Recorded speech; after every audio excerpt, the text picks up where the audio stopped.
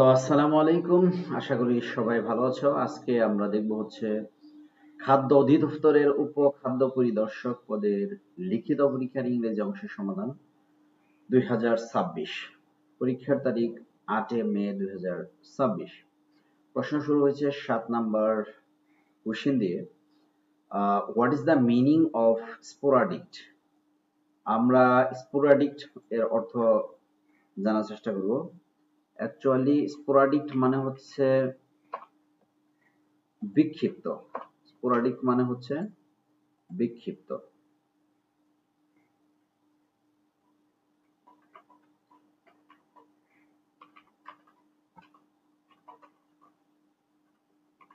Sporadic মানে হচ্ছে বিক্ষিপ্ত। ওকে, নেক্সট কোশ্চেন হচ্ছে what is the verb of endangered? ডেঞ্জারের ভার্ব হচ্ছে ইনডেঞ্জার। ডেঞ্জারের ভার্ব হচ্ছে endanger.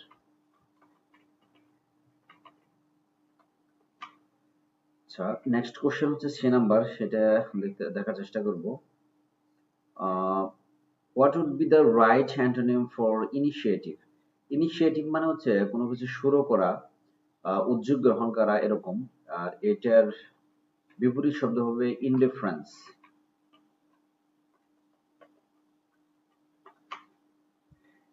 What is the noun form of the word laugh? Laugh এর নাউন ফর্ম কি? লাফ এর নাউন ফর্ম হচ্ছে লাফটার। লাফ এর নাউন ফর্ম হচ্ছে laughter. Who wrote paradise lost? Paradise lost লেখছেন হচ্ছে John Milton.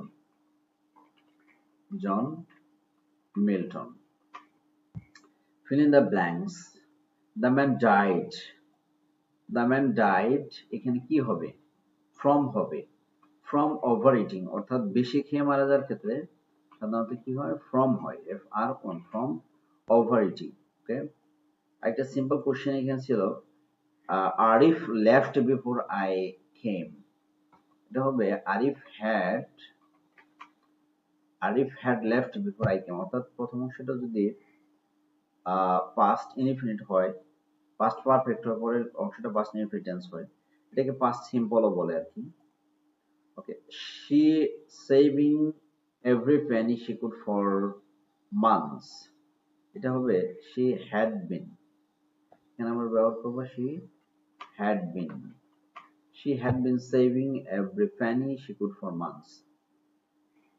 Nelson is a British warship। এখানে জাহাজের কথা বলা হচ্ছে, তাহলে জাহাজের নামের পূর্বে সাধারণত এখানে আমরা কি ব্যবহার করবো? দি ব্যবহার করবো, যেমন দি টাইটানিক, এরকম আর কি। The Nelson. ওকে, প্রিপোজিশনের ব্যবহার he was dressed in। ওকে, ইংরেজিতে অনুবাদ করুন। কিছু করার আগে ভালো করে ভেবে নাও। আমরা একটা শিখছিলাম না, look before you leap। look before you leap অর্থাৎ করিও কাজ করিয়া ভাবিও না। Okay, look before you leap। Next হচ্ছে রোম একদিনে তৈরি হয়নি। এটা কি হবে? Rome was not built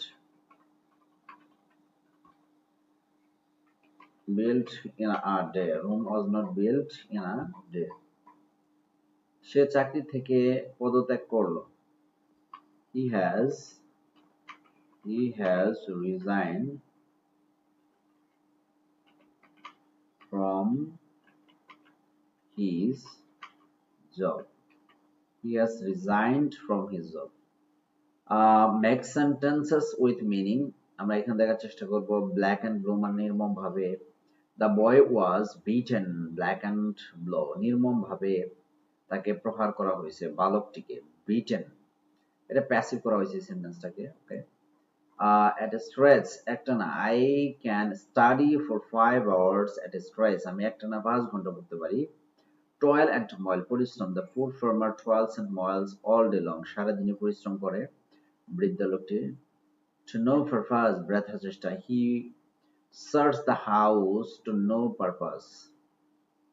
take into account মানে হচ্ছে বিবেচনা করার his plan did not take into account the possibility of rain. আচ্ছা, এখানে কয়েকটা প্যাসিভ আছে, আমরা একটু প্যাসিভ করার চেষ্টা করব।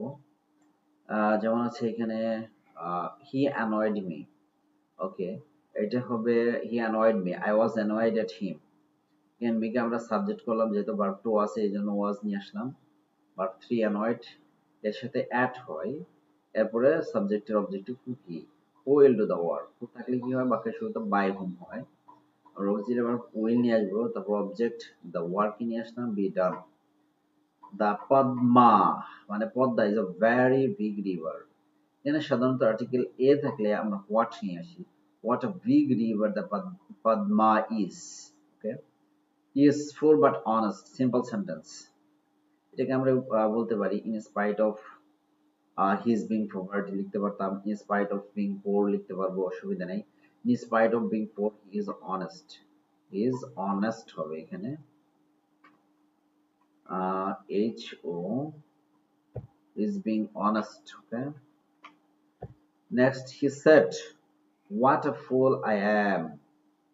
Okay, indirect speech key, he exclaimed that he was grateful. Okay, write a paragraph on food security. ধন্যবাদ সবাইকে।